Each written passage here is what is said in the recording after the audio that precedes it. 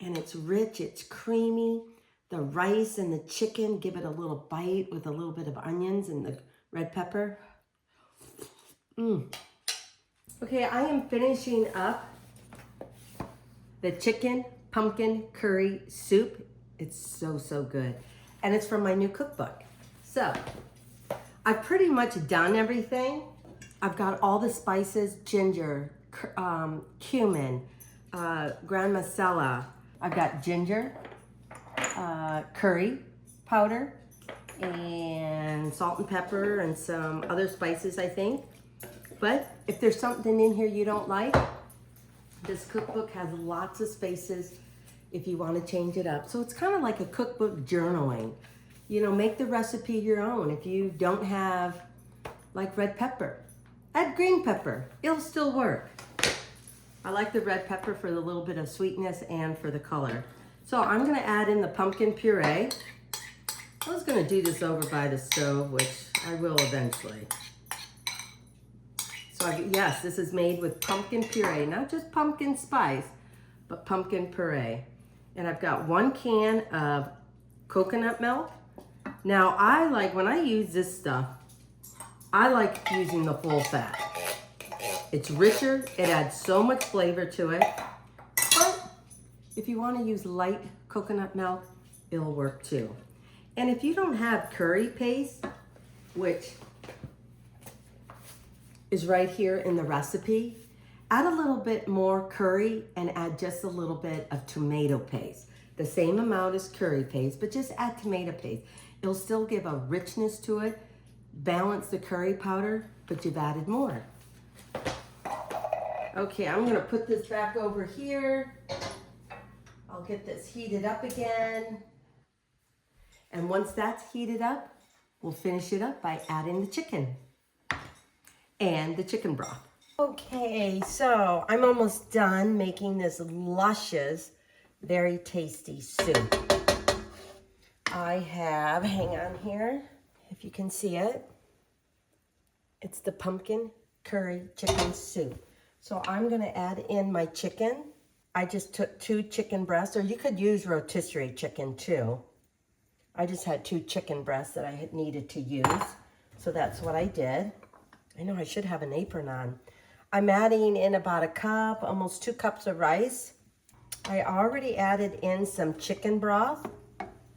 But if you think your soup is a little bit thick because of the pumpkin, feel free to add some more broth. And look at this, this is so yummy. And if you want more of the curry flavor or garam masala, that flavor, or ginger, just add a little bit more in. You can have it taste a little stronger or a little milder. I'm just gonna add in just a little more chicken broth, just a little bit. Because this is, I mean, it's creamy because of the coconut milk and the pumpkin, but it's not gonna be like chicken noodle soup where you have a definite broth. Normally, I would let this cook for a little bit, but I'm just gonna go ahead and add in the spinach. Maybe I'll save a little bit out just in case. I love spinach in soup, or if you want, you can add kale. I'm just gonna let this cook for a little bit. And then for some of my garnish, I will add cilantro and green onions. So I'm just gonna let this cook for a little bit.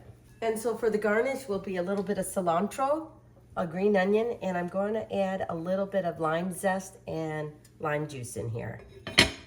So we're gonna let this cook for a minute.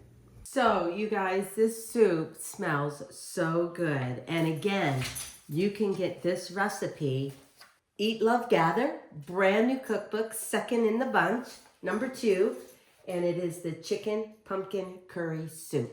Oh, it is so, so good.